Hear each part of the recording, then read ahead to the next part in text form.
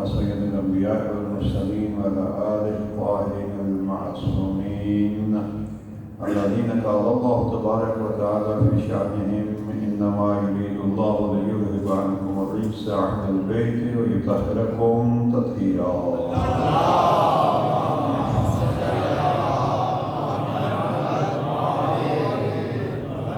انشاءاللہ آپ کو اپنے مخصوص انداز میں مسائل کی عبادت سے سرفراز فرمائیں گے جناب حاجی محمد حسن صاحب. چند منٹ کے لیے آپ کو زحمت دینی ہے. ایک تو یہ ہے کہ آپ برادران، آپ علماء کرام، مومنین اعظام جس بھرپور انداز سے مدرسے کے پروگرام میں شرکت کرتے ہیں، یہ مدرسے کے فعالیت میں حوصلہ افزائی کا سبب بنتا ہے. اور دوسرا، جب آپ لوگ قریب سے مدرسے کی فعالیات کو دیکھ کے جاتے ہیں تو الحمدللہ جلسے کے بعد بھرپور انداز میں مالی معاونت کا سلسلہ بھی بڑھتا ہے. تقریریں آپ سن لے چکے ہیں اور سنتے رہیں گے. نہج البلاغہ کے حوالے سے اس ذات گرامی کے فرمان سے بس ایک دو پیغام آپ کی خدمت میں عرض کرنے ہیں. بس عزیزان، برادران، بزرگان، یہ بات ذہن میں رکھیے کہ قابل فخر ہے وہ والدین جنہوں نے باپ کی صورت میں انگلی تھام کے آل محمد کے دروازے ہمیں دکھائے، اور قابل صدافرین ہے وہ مائیں جنہوں نے اپنی گود میں سلا کے لوریوں میں سنا کے آل محمد کی عظمت ہمیں بتلائی. اب یہ ہمارا فریضہ ہے کہ ہم اس دی ہوئی امانت کو آگے بڑھائیں، اور اس امانت میں سے ایک امانت کا نام ہے امام امیر المؤمنین کا کلام نہج البلاغہ. وہ حکیم امت جس کے لیے پیغمبر فرماتے ہیں انا دار العلم انا دار الحکمت وعلی بابها، میں حکمت کا گھر ہوں، علی اس کا در ہے. وہی علی ہماری ایک بالکل مختصر کر رہا ہوں، ہماری ایک بیماری کا پتہ بتلاتے ہیں، پھر علی جیسا ڈاکٹر حکیم اس کا علاج بھی بتلاتا ہے. کیونکہ خطبہ آئیں گے، گفتگو سنیں گے آپ، لیکن میں اسی علاقے کا ہوں، اس لیے مجھے معلوم ہے ہمارے علاقے کی اور بالخصوص ملک صاحبان کی. خیر اب تو سادات کرام ہم ملکوں سے بھی بڑھ گئے ہیں. وہ کیا ہے بیماری ہماری، کیا ہے بس ایک بیماری. اس حوالے سے ذرا اس کی اہمیت جانیے، اس کا علاج جانیے. گفتگو ختم. امیر المومنین امام حسن مجتبیٰ کو وصیت نمبر امام وصیت فرماتے ہیں. یہ نہج البلاغہ میرے ہاتھ میں ہے، اس کے دوسرے حصے میں کلمات کسار میں نمبر 31 جا کے دیکھیے. امام نے 13 دفعہ کہا یا بنیا، اے میرے پیارے بیٹے، میری طرف سے آپ کو یہ پیغام ہے اور آپ کے ذریعے سے دنیا بھر کے ہر فرد کے لیے کام ہے. عزیزان، ایک جو چیز میں ان دنوں میں محسوس کر رہا ہوں وہ کیا ہے، کیا وجہ ہے کہ ہمارے اندر خاندانی سسٹم بکھر رہا ہے. میں جانڈ گرد و نواح میں سارے گاؤں میں گھوما پھرا ہوں اور باقی بھی. کیا وجہ ہے؟ زمین کے ایک لکیر کی وجہ سے ہم اپنے باپ کی اولاد کو، اپنے بہن اور بھائی کو بھول جاتے ہیں. بس آج یہی علاج. اور دیکھیے جناب امیر المومنین اس خط میں فرماتے ہیں بیٹا میری طرف سے یہ بتلا دینا کہ اپنے اکرم عشیرتک، لفظ ہے علی کہ اپنے خاندان کا احترام کرنا. اب جو خاندان کا احترام کرنا نہیں جانتا وہ یا علی کے فرمان کو پس پش ڈال رہا ہے.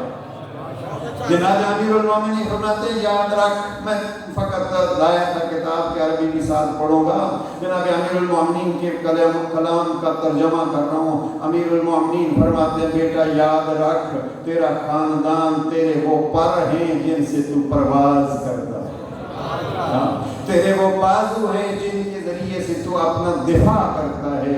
اور علی فرماتے ہیں بیٹا وہ تیری بنیاد ہیں جس کے ذریعے سے تیری عزت، تیرا مقام، تیری حیثیت بلند ہوتی ہے. اور خطبہ نمبر 23 میں جناب امیر المومنین فرماتے ہیں بیٹا یہ بلکہ وہ الگ ایک خطبہ ہے.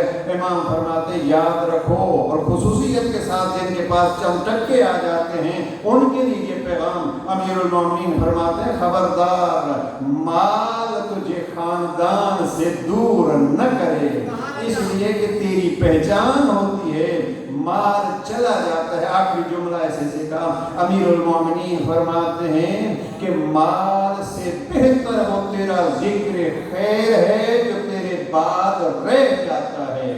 کسی کی زبان پہ اچھے الفاظ سے تیرا ذکر ہو وہ اس سے بہتر ہے کہ تو بہت کچھ اپنی اولاد کے لیے میراث میں چھوڑ جائے.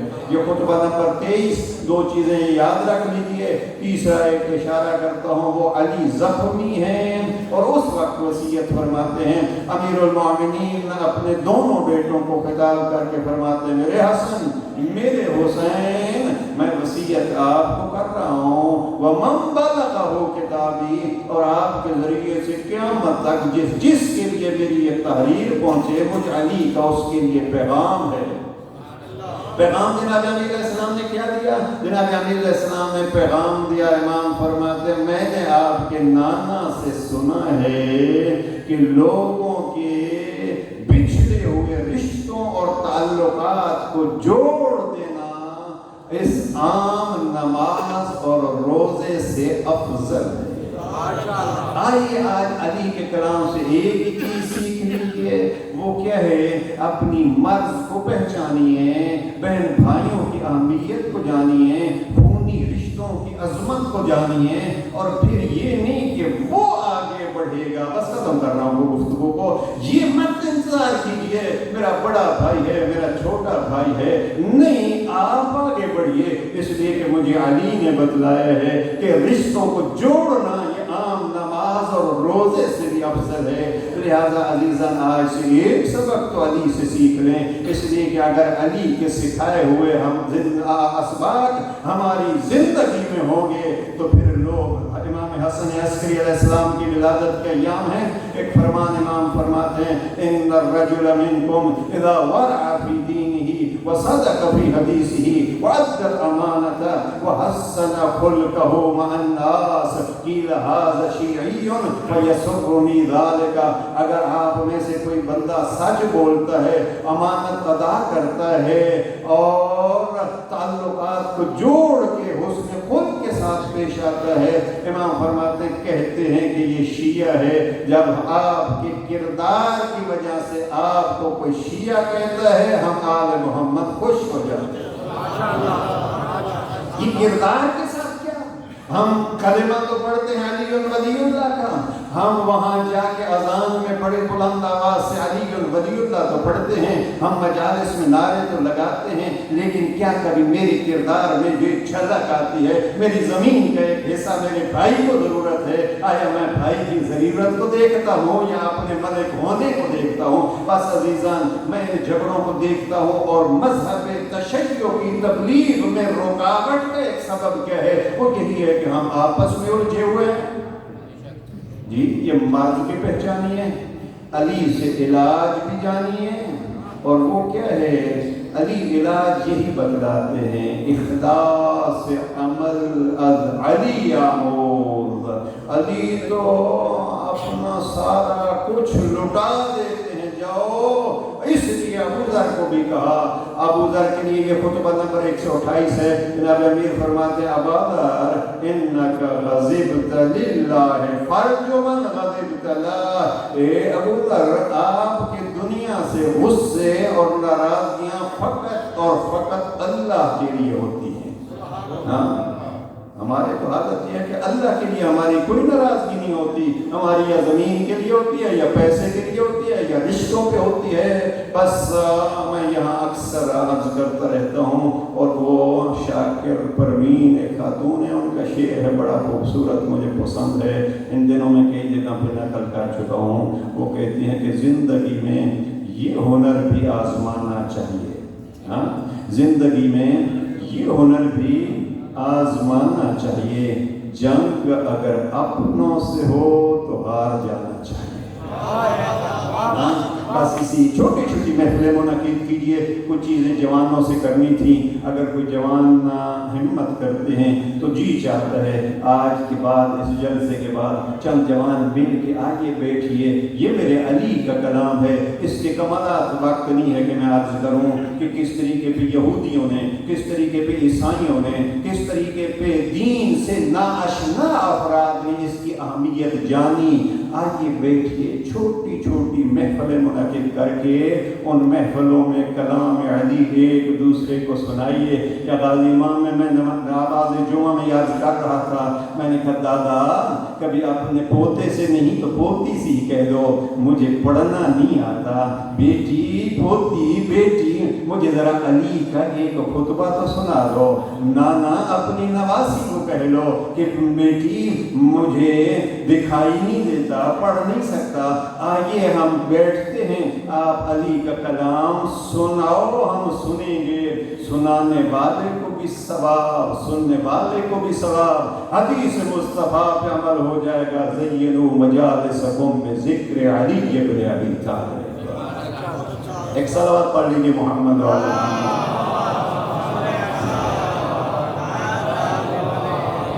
وقت بالکل مختصر ہے, اس سے زیادہ چند جملات عرض کرنا چاہتا تھا مسائل کی بھی, لیکن چھوڑتا ہوں یہیں.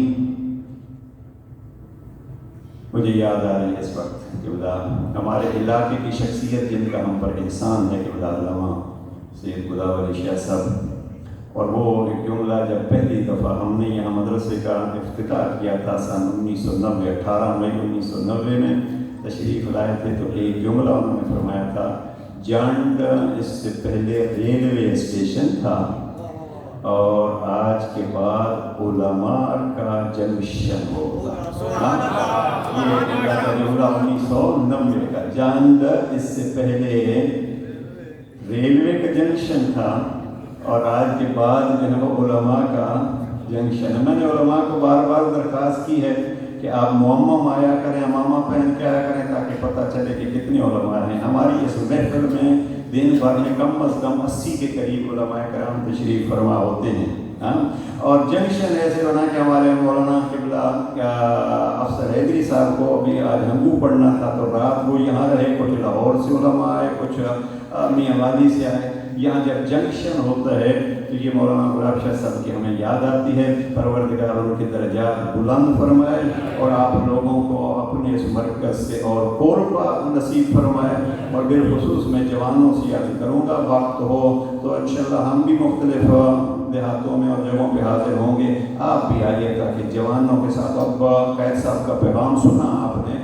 میں جب قائد صاحب کی خدمت میں گیا تو قائد صاحب نے مجھے حکم فرمایا کہ آپ جس تک مدرسے کو پہنچایا ہے بہت ساری دعائیں دیں اور فرمایا ہے کہ آپ اس وقت جو ہے وہ اگلا ہدف مقرر کیجیے. اور میں نے عرض کیا آپ فرمائیے, تو فرمانے لگے آپ آئیے گا جلسے کے بعد تو انشاءاللہ ہم بیٹھیں گے تاکہ ہم اس مدرسے کا اگلا ہدف معین کریں اور اس کو ایک معیار تک پہنچائیں. لیکن میں یہ عرض کرتا ہوں کہ جوانان اگر وقت ملے تو کچھ چھوٹی چھوٹی نشستیں رکھ لیجیے تاکہ ہم اپنے اگلے اہداف کو آپ جوانوں کی طاقت کے ذریعے سے کلام علی کو, پیغام علی کو آگے پہنچا سکیں. پروردگار آپ کی توفیقات خیر میں اضافہ فرمائے.